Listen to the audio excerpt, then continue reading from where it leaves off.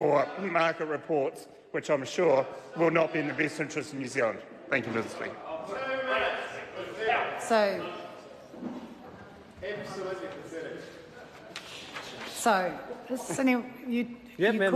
Madam Speaker. I call Gareth Hughes. What a farce. I can't believe the speech that I just heard from the member David Bennett. Probably the most damning thing I could do is table the Hansard in this parliament and respond to that speech. Here's a member who said the one institute in this country we should not give more power to is the Commerce Commission. The member said he couldn't point to a single thing it had done in 30 to 40 years that was beneficial. The member said this was a place we should not give extra power to. I can't believe that member is siding with the duopolies, the monopolies, the price gouges, all the scourges we've seen of consumers in New Zealand, and there have been many, many abuses over those 30 to 40 years. And the National Party, despite the genesis for this exact legislation being in the national government, railing against it. The only word I could think about was farce.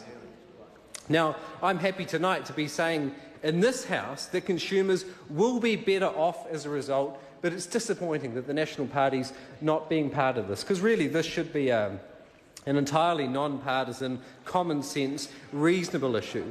Supporting New Zealand consumers to get a fair go surely is something every member in this House could agree with, but apparently not, and apparently not with David Bennett.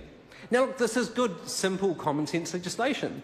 What we're simply talking about is giving the Minister for Consumer Affairs and the Commerce Commission the ability to do a market study into an industry. Just this very week, we've seen on the front pages of our newspapers and on the headlines on the news what happens when markets aren't working, when information isn't being provided transparently to the public, where we see unfair apparent pricing, ripping consumers off. The very week this is hitting our news, National was saying we shouldn't be giving the power to look into these markets. Now, acknowledge the work that the former Minister made, Judith Collins, to do the energy market review that the current government is following up on, but it's simply staggering that National, in their speeches, aren't supporting this. Now, this is something that not just the government and many players in the New Zealand economy is calling for. It's what the Productivity Commission is calling for. It's what the OECD is calling for. It's what various dozens of other countries in the developed world have, the ability to conduct market studies, because ultimately what this is about is protecting New Zealand consumers. We've seen throughout our history, being a small country, an isolated island nation, where some market players have had outsized influence, and who's been the worst off as a result? It's been Kiwi consumers, be it in the telecommunications market in the past, energy. Just look at the state of our housing and building industry and the inflated costs we pay versus other countries. Now, the second area this legislation addresses is makes it easier for the Commerce Commission to recommend to apply further regulation to airports. Now, we see quite a strong debate in this country between the airlines and the airports, because the airports are regulated under the Commerce Act and have a guaranteed price income based on their regulated asset base. Now, quite rightfully, you have that tension, because essentially if you have a monopoly that's regulated such as this, you do have a licence to print money, and there is the incentive to overinvest in infrastructure and their assets to increase their revenue base going forward. Now, while the documents, I note, prepared under reviews by the National former government pointed out was working relatively well, it was important to have this secondary reverse protection lying in reserve in case it was needed.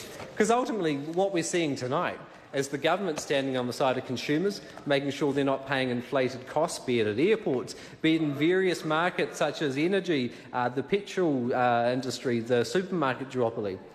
Yet we see National standing on the side of those who would not have greater information to consumers. The National Party standing on the side of those market manipulators who would charge consumers more. A National Party actually going against the original work when they were in government. A National Party going against common sense reasonableness. A National Party going against the advice of the Productivity Commission, the OECD. It's simply staggering, Madam Speaker, what we're seeing tonight. But I'm proud to say this side of the House is standing up for Kiwi consumers to make sure they get a fair go. Kia ora. I call Parmjit Palmer. Thank you, Madam Speaker, for this opportunity. Sorry, this is a split call, 5-minute call. Thank you. Thank you, Madam Speaker. I'm taking a short call, Madam Speaker, to